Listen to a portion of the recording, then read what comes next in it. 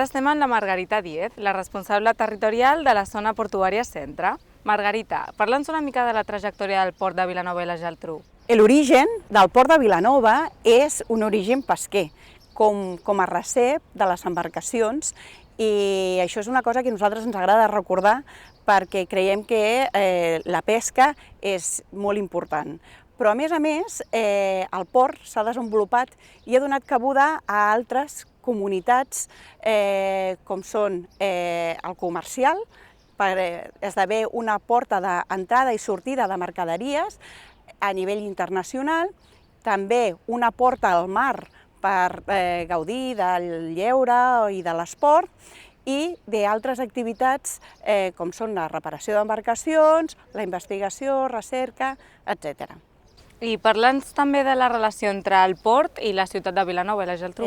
Ja fa 10 anys es va fer el Pla Especial, que és l'eina que ordena els diferents usos del port, de manera que ens va permetre reordenar els espais per poder aprofitar millor l'espai i deixar altres usos i la integració del port amb la ciutat.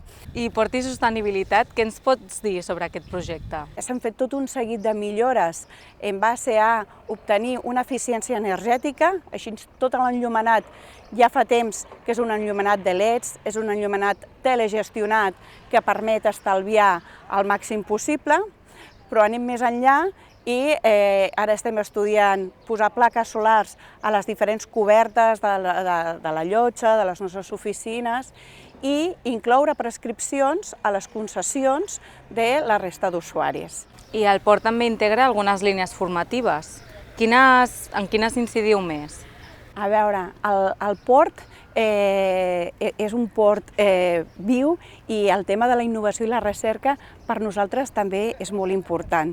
Estem aquí al costat del laboratori de bioacústica, però també tenim col·laboracions amb l'Institut Elimet, que està fent formació de nanos en oficis nàutics que creiem que són necessaris i que estem col·laborant perquè facin aquí les pràctiques. S'està fent un gran esforç en el que diem som un port inclusiu. S'està fent vela adaptada per nanos que tenen alguna discapacitat.